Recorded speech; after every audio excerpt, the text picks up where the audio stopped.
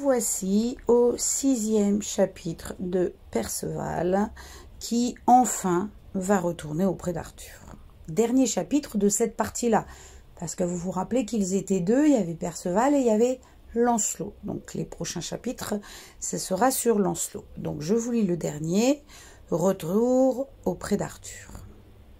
On rassembla fiévreusement provisions et bagages, tentes et pavillons, couvertures et oreillers, et le roi Arthur quitta Carlion, suivi de ses barons et de la reine, elle-même entourée de ses demoiselles. Ce qui faisait, vous vous imaginez bien, un long parcours, puisque le roi Arthur a décidé d'aller retrouver notre ami Perceval.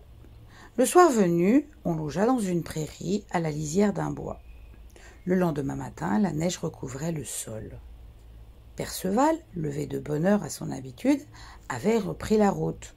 Le hasard le mena droit à la prairie enneigée, où le roi campait avec sa cour. Il était encore assez loin des tentes lorsqu'il aperçut un vol d'oies sauvages. Elles fuyaient devant un faucon qui fendait l'air pour les attaquer. L'une d'elles s'égara. Le faucon l'abattit à terre et repartit. Perceval accourut. L'oie était blessée au cou. Elle saignait. 3 gouttes de sang rougissaient le blanc de la neige. À l'arrivée de Perceval, elle s'envola. Lui, appuyé sur sa lance, regardait le sang et la neige. Il revoyait le visage de blanches fleurs, le rouge des lèvres et la blancheur du teint. Il en oubliait où il était, rêvait à celle qu'il aimait, et les heures s'écoulaient. Le jour venait tout à fait. Les écuyers, sortant des tentes, virent Perceval perdu dans sa rêverie. Ils crurent qu'il sommeillait. Regardez, on le voit là. On dirait quand même un peu qu'il dort, quand même. Le roi Arthur dormait encore. Sagremort, un des chevaliers de sa suite, le réveilla. « Sire, dehors dans la lande, il y a un chevalier qui sommeille sur son cheval. » Le roi ordonna qu'on l'amenât aussitôt. Sagremort s'arma, prit son cheval et rejoignit Perceval. « Ami, dit Sagremort, il vous faut venir à la cour. » Perceval, tout à sa rêverie, ne voyait ni n'entendait. Il ne bougea ni ne répondit. Sagremort renouvela sa demande en vain. À la 3e fois, il se fâcha et cria « Vous y viendrez de gré ou de force !» Et, prenant du champ, il lança son cheval en direction de Perceval. Brutalement arraché à ses pensées, ce dernier s'élança à son tour. Le choc fut si violent que la lance de Sagremort se brisa et qu'il tomba. Son cheval s'enfuit et regagna le camp sous les yeux des gens qui se levaient et sortaient des tentes. Que se moqua de Sagremort, plus fort que tout le monde.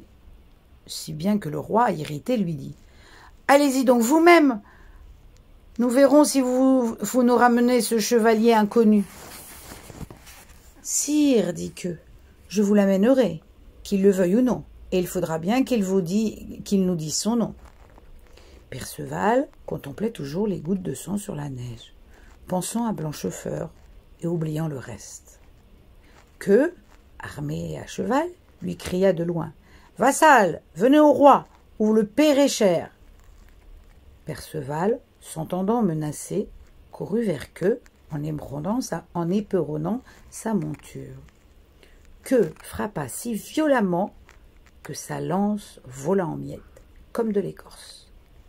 Mais Perceval, le frappant sur le haut de son bouclier, le désarçonna. Que tomba sur une roche, se dépoita à la clavicule, tiens, en période de squelette, et se brisa l'os droit comme du bois sec. Il s'évanouit de douleur, et son cheval revint au grand trot vers les tentes.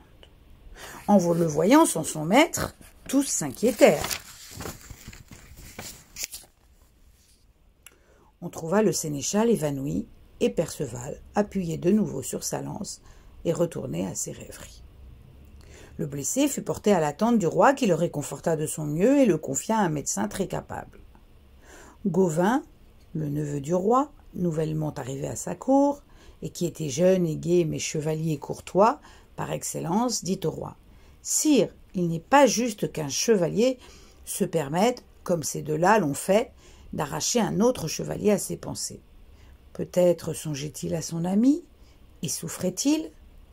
Si vous le permettez, j'irai à mon tour le trouver et tâcherai de vous le ramener. » Le roi l'ayant permis, Gauvin s'en alla donc. Le soleil commençait à faire fondre la neige tachée de sang, et Perceval émergea lentement de son rêve de Blanchefleur. Gauvin s'approcha et dit avec calme « Je suis envoyé par le roi, qui vous prie de venir lui parler. »« Il en est déjà venu 2, répondit Perceval. « Je ne les ai pas suivis, car j'avais devant moi le visage de mon amie, la belle que je ne voulais pas quitter. Mais dites-moi, c'est donc la cour du roi Arthur qui est là? Et que le sénéchal? Oui, et vous venez de lutter avec lui. Vous lui avez brisé le bras droit et déboîté la clavicule. Voilà donc vengée la fille qui l'avait frappé. » Gauvin tressaillit de surprise. « Ah, dit-il, c'est vous que le roi cherche entre tous.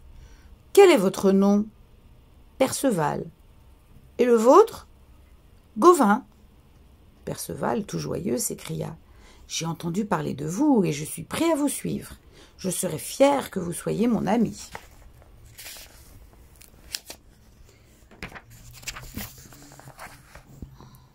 J'en aurai plus de plaisir encore que vous. Et les voilà dans les bras l'un de l'autre. Du camp, on avait suivi leurs mouvements et vu leur gaieté. Les chevaliers emportèrent la nouvelle au roi. Voici votre neveu Gauvin qui revient, le chevalier avec lui. Tous deux ont l'air de marcher dans l'allégresse. Et chacun de bondir hors de sa tente pour aller au-devant d'eux. Le roi lui-même se leva afin de les accueillir. « Grand merci, beau neveu. Et vous, ami, soyez le bienvenu. Comment dois-je vous nommer? »« Sire roi, dit Perceval en s'inclinant. J'ai pour nom Perceval le Gallois. » Là, on le voit. Oui. « Ah, Perceval, comme j'ai regretté quand je vous vis pour la première fois de ne pas vous avoir retenu à ma cour. Mais j'ai su vos exploits et entendu la prédiction. » La fille et le fou ne se sont pas trompés. Vous avez vérifié leur prophétie. Et s'il ne tient qu'à moi, vous ne partirez plus. Perceval exauça quelque temps le désir du roi Arthur. Il devint chevalier de la table ronde, comme son ami Gauvin. Mais le regret le ténaillait. Il connaissait à présent l'histoire de la lance mystérieuse et de la goutte de sang perlant à sa pointe. C'était celle qui avait percé le côté du Christ sur la croix. Quant au Graal, la coupe sainte qui avait recueilli le sang du Christ, il voulait plus que tout au monde la conquérir. Pour cela, il fallait retrouver la demeure du roi pêcheur et poser cette fois des questions. Dès qu'il le put, il repartit. Mais le château où il avait couché un soir était né d'un enchantement. Il avait disparu de même. Perceval s'obstina dans sa recherche vaine. Il ira, défendant les dames, déjouant les sortilèges, les guets périlleux et les oiseaux fées. Oh, il revenait parfois pour participer à des tournois ou guerroyer aux côtés du roi Arthur. Puis il reprenait sa quête, sans jamais trouver. Ce fut au cours d'une de ses absences que se présenta à la cour un jeune garçon nommé Lancelot du Lac. Ses aventures allaient égaler celles de Perceval, et en son tour, il entrerait dans la légende des chevaliers de la table ronde. Alors voilà, nous avons fini cette partie-là. Et demain, ou après-demain si c'est pas possible, je vous lirai la partie justement de Lancelot qui lui aussi va devenir chevalier.